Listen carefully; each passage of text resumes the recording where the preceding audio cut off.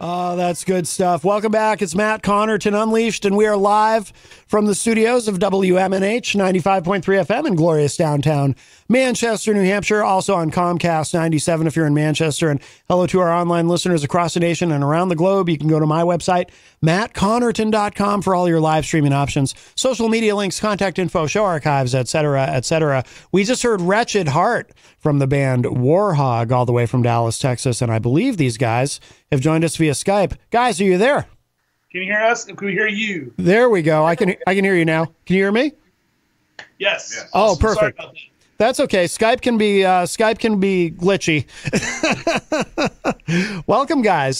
So who do we? Sorry, by the way, if you're seeing me on the screen, I have my back to you. It's just how the setup is here. But so who do we have? Who do we have with us from the band? I'll let you guys introduce yourselves.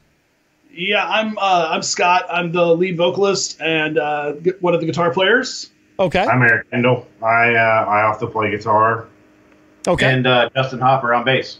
All right. And so we're just missing Ben, the drummer. Yeah, Ben couldn't make it today, unfortunately. Oh, it's always the drummer, isn't it? Yeah, I mean, that's why we put him in back. So Exactly. Well, guys, welcome. I love your sound. I played a couple things yesterday too, just to kind of get the listeners ready for today. Great stuff. Appreciate it. Thank you. Absolutely. How long have you guys been together? It looks like you've got a few albums out, right? Kind of. We're cheating a little bit on the releases, but we've been together since probably 2020. I think we got together kind of right as the pandemic was rolling out. Yeah.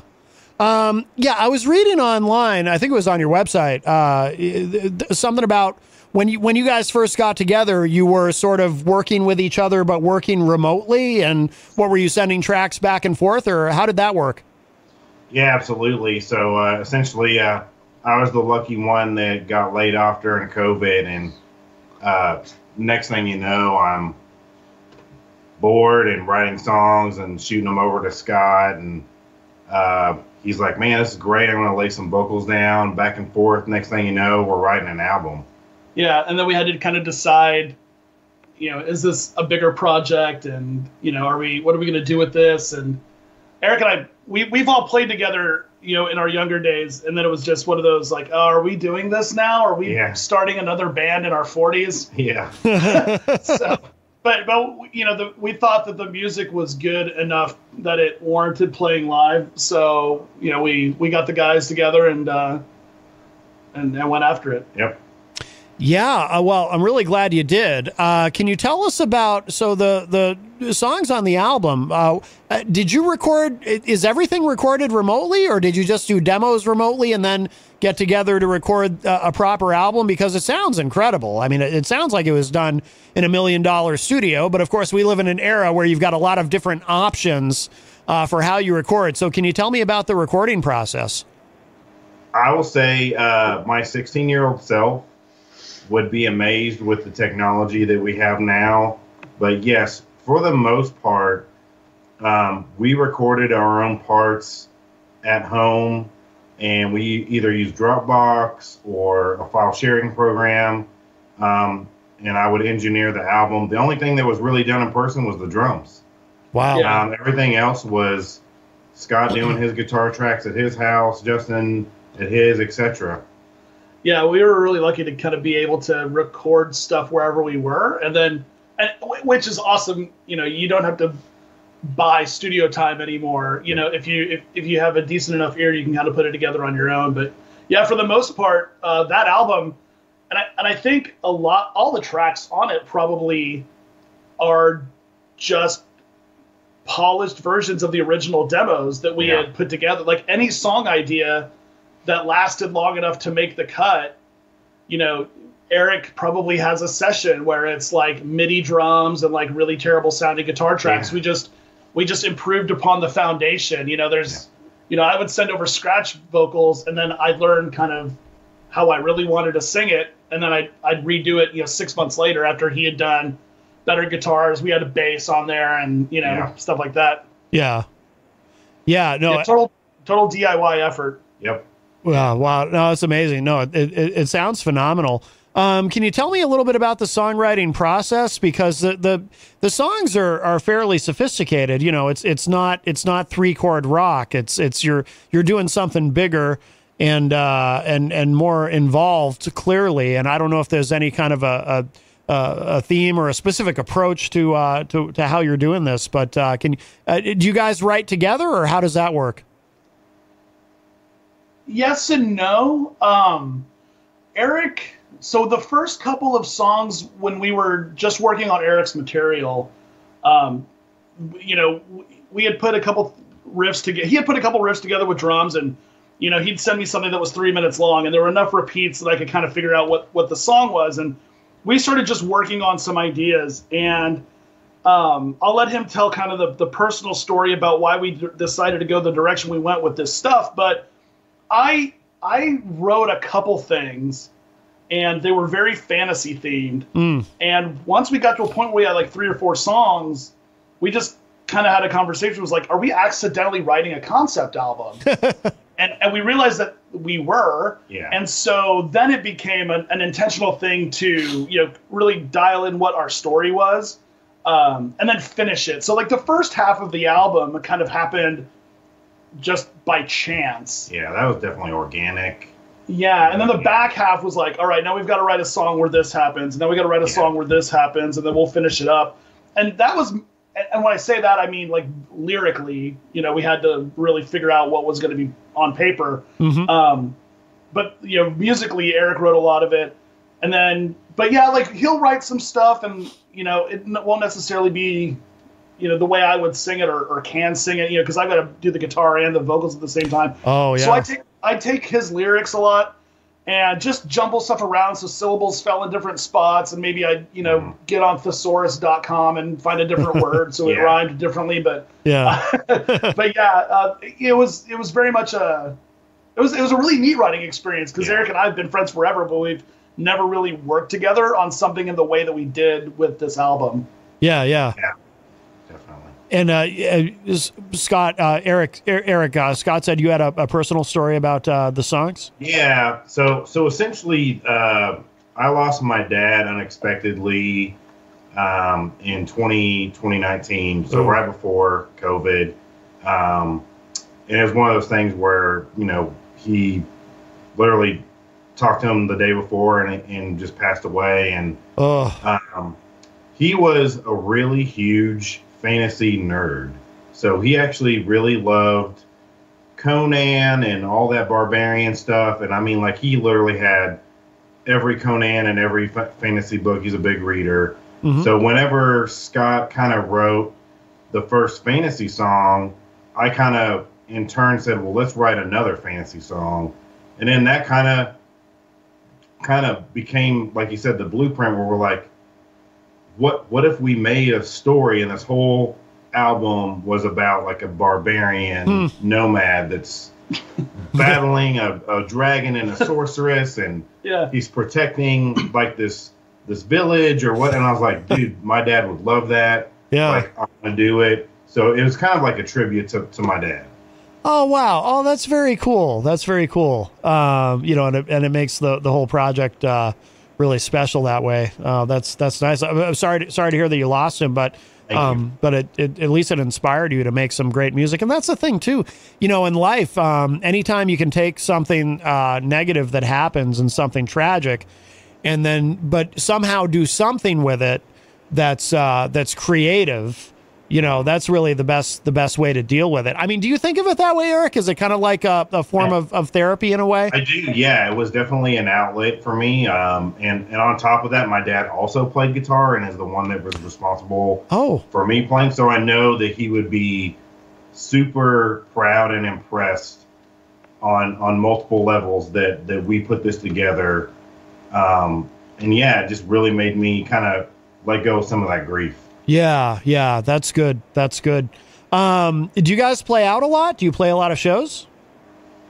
Yeah, we're trying. I wouldn't say a lot. You know, Scott joked about us being in our 40s. We like to play just enough to stay active. But, you know, we gigged a lot as young 20-somethings, and we I would say, reserve the right now to be picky Yeah. about where we play and how often we play. And we've also just learned, ultimately, sometimes you play too much, you lose your crowd. Sure. It's like a delicate balance of playing just enough to keep that crowd engaged, keep them showing up. Yeah. No, I know exactly what you mean. I used to play in bands, and I played in some bands where it was like we were constantly trying to play as much as we possibly could. And you know, you do oversaturate if you're playing the same area a lot. And I played in other bands where we were a lot pickier because that was just kind of what everyone in the band thought we should be doing. But I notice with bands that I interview on the show from wherever they are, but also locally too. I talk to a lot of local musicians from this area, and it seems like that's really the way that most people are going now, where it's more of, you know, yeah, we're not going to play every single weekend or whatever it is. We're going to be a little bit pickier about it. Of course, you know, with things like the price of gas and whatnot, I think that plays into it too. It's when everything's cheap, it's a little easier to be just playing anywhere and everywhere. But when things are more expensive, you kind of have to be more strategic about it. You guys are from Dallas, correct? That's correct. Yeah. Yep. What's the music scene like there in Dallas? It's awesome right now. Yeah. Yeah, and in fact, that's kind of one of the reasons why we can take it easy. You know, 25 years ago, 20 years ago, when we were out playing clubs, and this kind of gets back to the last bit, was the only way people could hear you is if you were playing, and the only way you could build an audience is by going out and playing in front of them. Yeah. But now, you know, with Spotify, Facebook, and YouTube, I mean, just there's so many ways to get your music out there. Yeah. And like, but the scene here in Dallas is great. Like, we're you know, involved in like all of these Facebook groups of, you know, Texas metal, Dallas metal. Every little like city in the Metroplex has their own little metal page, and the bands are paying attention to the other bands and going and just seeing who's, you know, like, people are really supportive of other bands in a way that I don't feel that they were when we were younger. But it's nice. Like, all the bands kind of know each other. Yeah. You know, you can just hit up someone on Facebook and be like, hey, well, I was just checking you guys out. Let's book a show. And then 2 months later, you're playing with that band. Yeah. Yeah. No one's too cool for school, which is really, really nice. I also want to say that 20 years ago, the music scene was centralized to one location, more or less. Yeah. And now there's venues all over the Metroplex. That's what we call Dallas-Fort Worth. Okay. All over town. So you don't have to go to that one spot and beg that venue to let you in. Now you have all these venues to pick from, and you can play in the burbs, or you can play in downtown Dallas. I mean, like, it's much more variety now. Yeah. And Scott came up with a great idea to try to set up different parts of the Metroplex to play, so you can hit different areas. Yeah. Like you said, people who don't want to go too far, sometimes you want to go to them as close as you can. So setting up a little triangle effect in the Metroplex. Yeah, like we got a couple of clubs that we're using as home bases, and then we just play there.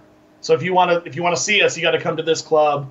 You know, if you're in Arlington or you know, Dallas, we'll only play there. And so yeah. So it sounds like there's a lot of places in the area that you can do original music.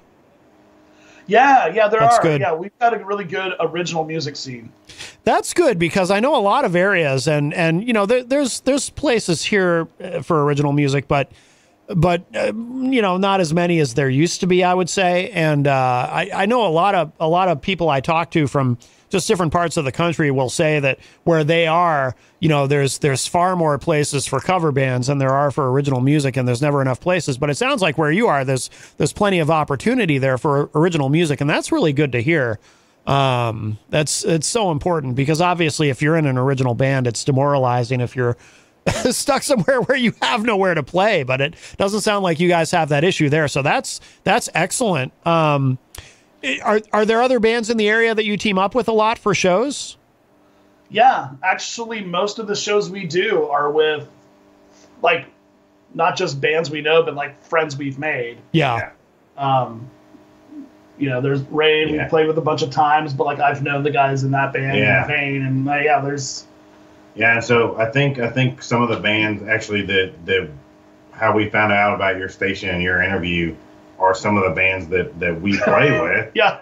I mean that's or will play with. Or will play with. Yeah. So like I know Infinity Vane was on with y'all and Mike. I talk to him all the time. He literally heard one of our singles and just reached out and was like, "Guys, you are awesome. I want to play with y'all." And we're like, we checked them out and said the same thing. And so, yeah, we got a show coming up with them. And excellent.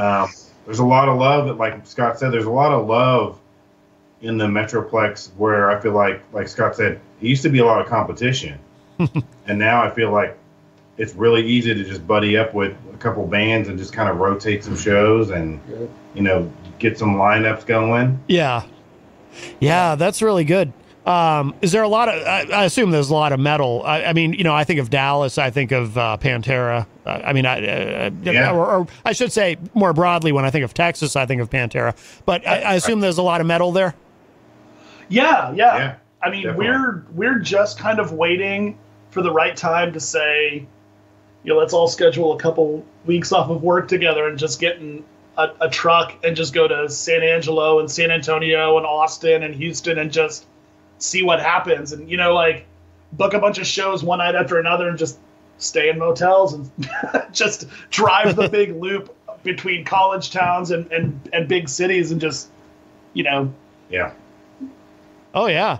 By the way, what's the live show like? Because your music is obviously it lends itself to some sort of stage theatrics, I suppose. Have you guys done any of that, or do you just keep it? Do you just play it straight? Just play the songs, or what happens live? We've tried a couple different things. The shows are exhausting to be honest, because the songs are so long and I'm usually singing so hard. Oh yeah. Eric likes the 8 and 9 minute songs. We all do, but yeah. But we, I think about as theatric as we've gone is we had Ben work up playing like triggered sound effects and like backup vocals with his drumming. When we did the album release, we wanted it to sound as much live like it would be on the record. So like some of the later songs have a bunch of backup vocals and stuff, and so those were triggered in. There's like the dragons roar. Yeah, we have sound effects and we went full production for that. That was about it. Like we don't do like Spinal Tap and have Stonehenge and little people coming in dancing around it or anything. Yet. Yeah, I was gonna say if we played a big enough show or venue, we might consider it. Yeah, well, and we put the silly Warhog logo on everything. Like we're very much like diving into the branding of it. Like our guitar cabs have our names on them and stuff. We get those professionally made, but cool. We're not quite Iron Maiden yet. But we're definitely continuing to write songs so that when that opportunity arises, then we'll make that happen. Then we'll get the big Warhog thing out, and it'll run around stage and spit blood everywhere or something. I'm sure. There you go. Well, you've got the tunes. I really love. I don't know if I've had a chance. Yeah, I don't think I listened to the whole album yet, but I listened to most of it, and I really love what you guys are doing. I think it's outstanding. Do you have any plans to? Do you have anything else in the works as far as recording new stuff, or are you just kind of focused on playing out right now, or what's the plan there? Well, actually, so we're already writing our third album. Cool. Okay. So we have our second album written, and with today's, digital media and stuff, we decided this first album we definitely wanted to put out in its entirety so that we could, start doing shows right away and have essentially a whole show worth of music. But with our second album, we're going to break it up into EPs.